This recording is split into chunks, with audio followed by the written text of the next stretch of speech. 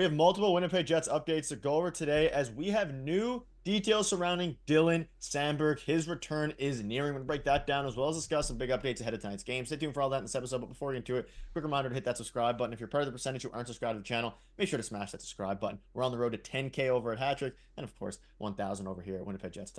There's a lot to go over today. And there are some things to talk about, and Dylan Sandberg is nearing a return. And obviously, when Dylan Sandberg went out with an injury, we were hoping and we were optimistic about Ville Heinola, his pairing alongside Logan Stanley, which has looked pretty disastrous thus far. But we're going to go over a lot of that. But the big news is that Dylan Sandberg has now been skating with the Winnipeg Jets, moving towards a much needed return. And his impact will obviously help the Jets immensely. Now, whether that's affecting their trade deadline plans, affecting what they do regarding their blue line going forward until the trade deadline, it has huge implications for the Winnipeg Jets here. But again, Dylan Sandberg is practicing and is participating in a regular jersey after being in a non-contact, and he's not going to be playing tonight. We'll get into the lines here in a minute, but he is nearing a return. He's nearing a return, and it looks like it could be imminent. It's not going to be tonight. Again, from Murat and obviously Michael here, he was skating this morning in a regular jersey. That's good news, right? Like, he's nearing a return from injury, and a pretty significant one.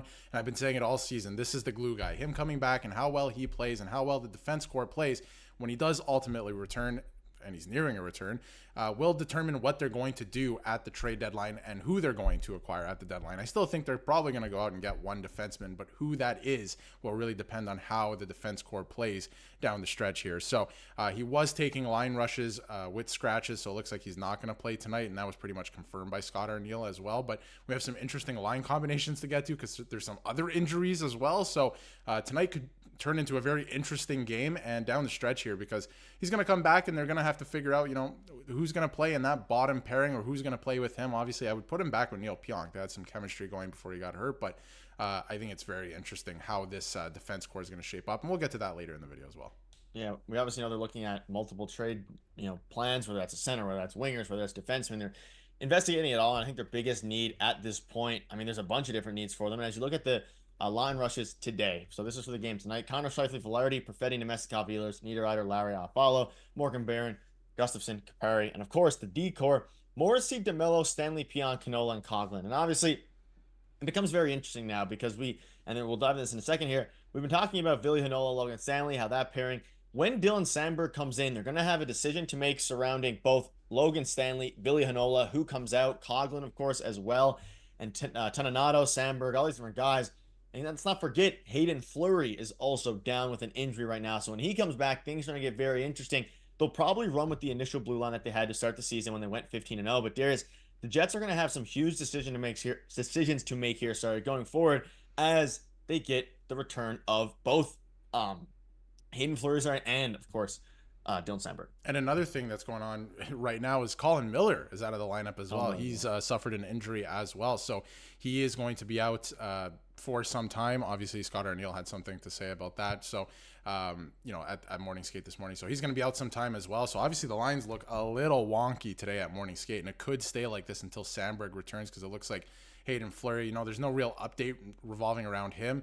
So he could be out still a while. And then obviously they got to make a decision, like you said, on Stanley and Heinola. They're in right now because they have to be, right? And they've played in the NHL and they have NHL experience. But I think, in a perfect world, Jets fans would not want Stanley in the lineup, although I think that he is, the stereotypical guy that a lot of teams would want come playoff time, that bigger body left shot on the left side there, maybe a bottom pairing guy. But nonetheless, I think in a perfect world, a lot of Jets fans wouldn't want him in the lineup, maybe a different option, somebody to go trade for. But I think that, again, this is a great opportunity, and it hasn't really worked out so far, but a great opportunity for both Stanley and Heinola to show what they have and take advantage of an opportunity like this. You obviously never want to see guys go down with injuries, but, guys and veterans like Colin Miller out of the lineup right now, and he's out a minimum of 2 weeks. So take advantage of this opportunity. I am looking to those guys again to show us what they got, but they have not done that so far. So I think that's another interesting storyline going into this game where the Jets have lost 3 in a row.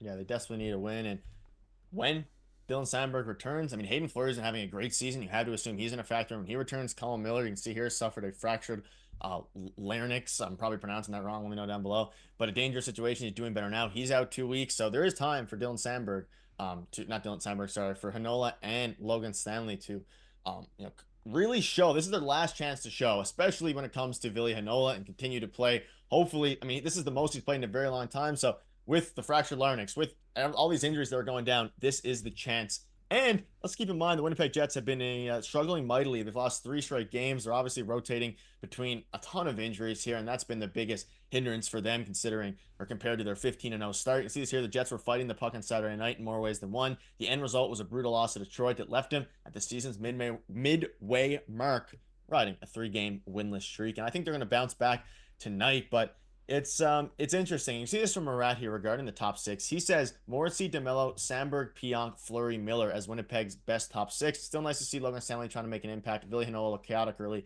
made more of an impact in the second. So I do also agree with this. I mean, Colin Miller is steady. Hayden Fleury is having a really good year. He is 29 years old, so he's in theory should be entering the prime of his career, even though he hasn't really been given a ton of opportunity here. This top 6 that carried them to the 15-0, I think this is what they're going to rock with when those returns come, and they desperately need to make for everyone to get healthy, but also this also impacts their trade deadline upcoming as well.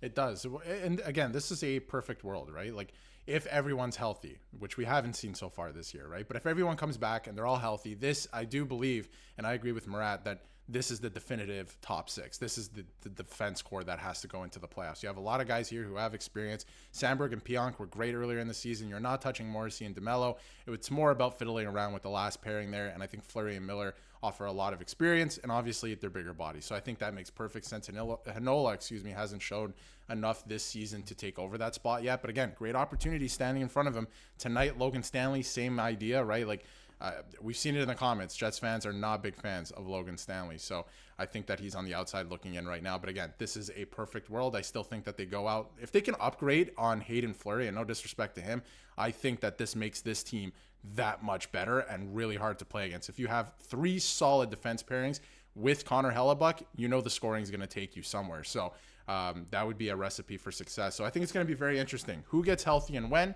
Who's stepping up or not stepping up in terms of younger guys and guys getting opportunities, and what that looks like heading into the trade deadline, because I think that they're probably going to look to upgrade.